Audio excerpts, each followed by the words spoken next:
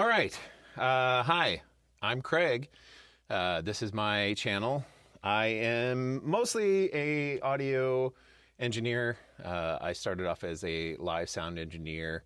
I also play guitar, kind of, and I've done live sound for about 25 years now in all kinds of different situations. And I've just started getting into the world of recording, doing more of that. And so this channel is primarily dedicated to just some of the cool stuff that I find, some of the stuff I'm working on. I also try to work on guitar amps and guitars. I love microphones. So today, what I'm going to do is actually, I've got some mics, some of the two that I typically will almost always use on snare drum, and then a couple kind of cool ones that I just thought I'd try out and see what they sound like. But if you like this video, let me know. And if you have a favorite out of all of these, just let me know in the comments which one you think is the coolest, the best sound. So anyway, we're going to start with the good old Audix i5. All my stuff is rolling off on me, but that's all right. So this is an Audix i5. I really like to use this as a snare top mic. It, to me, sounds more open and a little more natural than a 57. If I'm running sound for like a metal band or a hard rock band, I'll throw a 57 on there just because I really want that snare note to cut a little bit more. But if I want something that's a little more open, a little more natural, this is a really good budget mic. I mean, I think you can pick them up used, 50, 60 bucks, brand new, under 100 still. But I use this mic a lot. Next, you know, the old standard SM57. Obviously, amazing all-purpose mic. Can really do whatever you want it to do. I use it on snare a lot. It's not my number one go-to most of the time. I've used it on toms. I've used it even as a kick drum mic.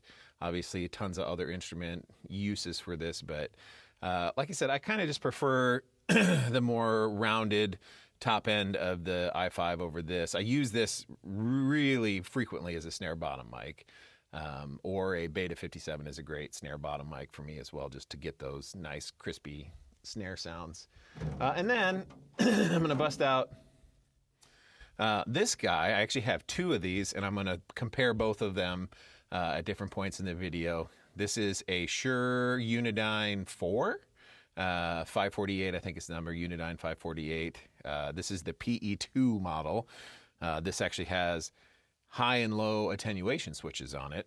I'm going to leave it flat for this video. And then it also has an on and off switch. So this was supposed to be a performer mic so that you could turn it on and off. But I'm just curious to hear what this sounds like on snare drum. I got a really great deal on these. These are kind of cool mics. I did a couple other listening tests on toms with a couple other mics and compared this, and I thought this actually sounded really great on toms. But I'm going to put it on snare, see what it sounds like. And then last, we've got this guy. Now, this is not the SE7 or SEV7X, which is actually their drum mic.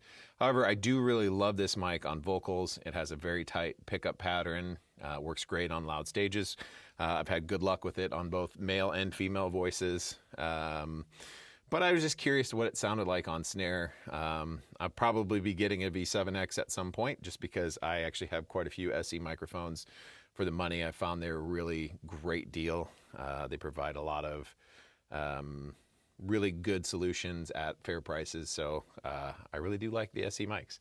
Anyway, what we're dealing with here is my get my mic cable and other mics out of the way. This is my 60s Gene Krupa snare drum here.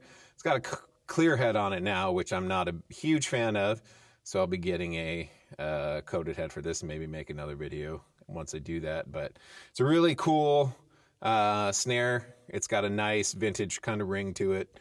And for what I got it for, it actually is pretty amazing. It turned. I had a friend kind of do some work on these drums, and they turned out pretty great. So anyway, let's have some fun.